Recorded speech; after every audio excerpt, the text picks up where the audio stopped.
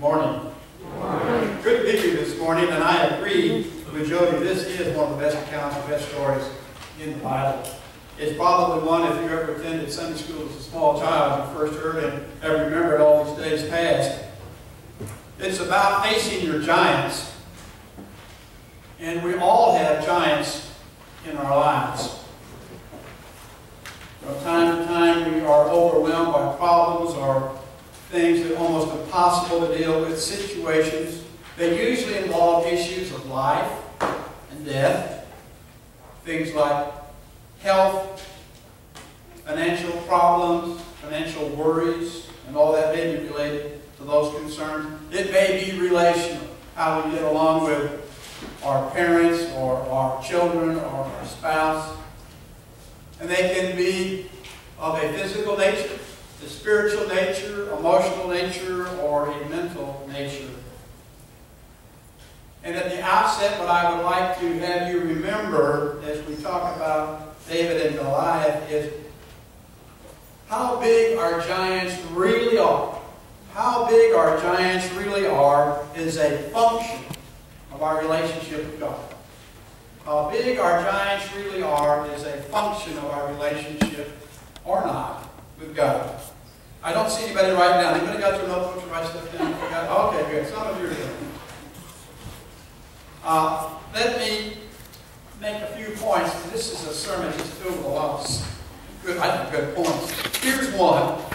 The greater our faith, the smaller the size of the problem or obstacle.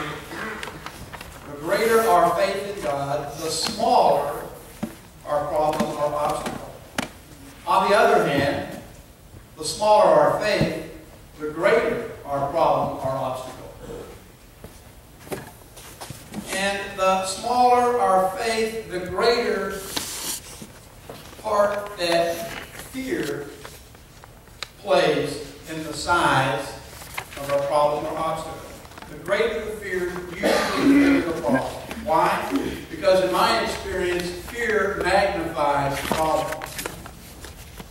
It makes it bigger, or can make it bigger than it really is. Now, fear in itself is not a bad thing. Fear is a little bit like common sense. It helps get you out of problems to avoid bad situations. But when it gets to the second point, to the point of paralysis where you're afraid to move or to react or do anything and you just wallow in your situation, then you have a problem. Because it never gets better by itself. Another point.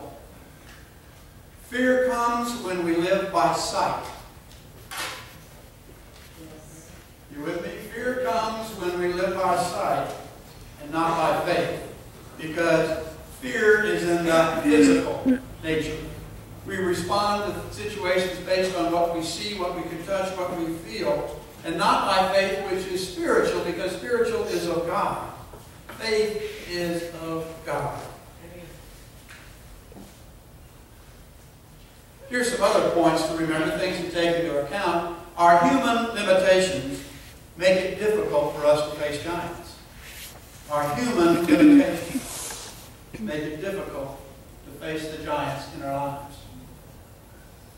However, faith in God results or brings about courage to face the giant.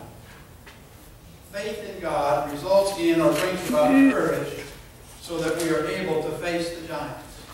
And once you and I choose to trust God and to face our giants, whatever they may be, it is God's unlimited strength or power that works through us or for us that defeats the giant. In other words, it's not us, it's God. The one thing that David did was the battle belongs to the Lord. Now, if you were involved in Vacation Bible School, that was the theme this, not Vacation Bible School, House of Faith. This past school year, that was the key theme or thought. The battle belongs to the Lord. A couple of scriptures to write down and remember. Psalm 118, verse 14. Psalm 118, verse 14. The Lord is my strength and my might. He has become my salvation. And then that well-known one, Paul speaking to the church at Philippi, chapter 4, verse 13 of his book in Philippians. I can do all things through him who gives me strength.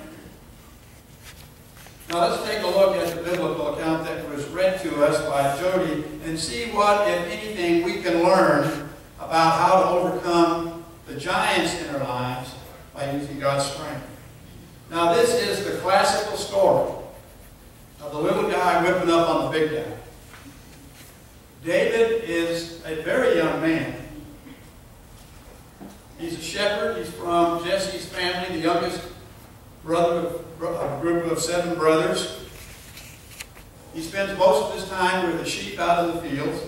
However, what you don't know in the previous chapter, 16 verse 7, that God has already anointed him to be king over Israel. Why would God anoint a young boy to be king over Israel? Well, at verse 7 of chapter 16, we learn this, that God does not look at the outward appearance, but he looks at the heart. Now, in Hebrew, the heart was not the source of emotions, of feelings, but instead it was the seat of decision-making, the will, and the character. So God saw in David character and right decision-making and the right will. And even at a very early age, had him anointed by Samuel to be king. And what we'll learn in our story this morning is that David had a personal relationship of trust with God before he ever met Goliath that allowed him to know who God was, to know what God can and will do, so that David would be able to do whatever it was the Lord called him to face and do. Goliath, on the other hand, was not a believer. He was a Philistine. Now, if you know your geography, the Philistines lived on the coast, the eastern coast of the Mediterranean Sea, and they were constant thorns in the side of the Israelites, David's people. And they were, from time to time, continuing to invade Israel. And that's exactly what's gone on in our text today. Goliath is a mighty warrior, and he's a giant. Now, if you do the math with the Bible descriptions in terms of cubits and all that stuff, you know how tall Goliath was? 9 feet, 9 inches. Now, I think if anybody's look, that's a pretty big fella. Imagine what he'd bring on the market today if he could dribble and shoot a basketball.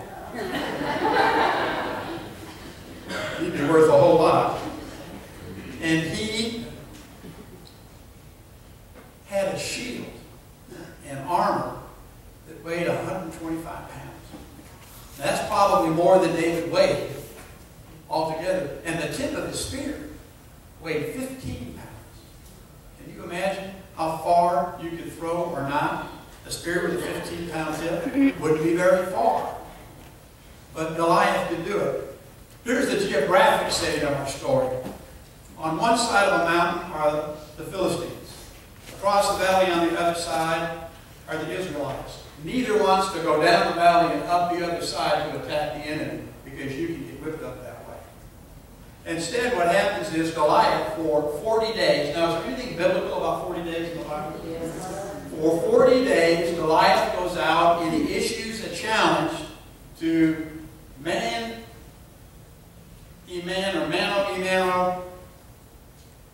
winner take all combat. You send out your champion, you let me fight your champion, and whoever wins, the other army surrenders. The loser's army surrenders. Now, taking a look at a giant 9 feet 9 inches tall with a shield and armor and a spear and a javelin apparently made the Israelites and their king Saul quake with fear. Their problem was to look at the physical and to not rely on the spiritual, but God Jehovah that was on their side.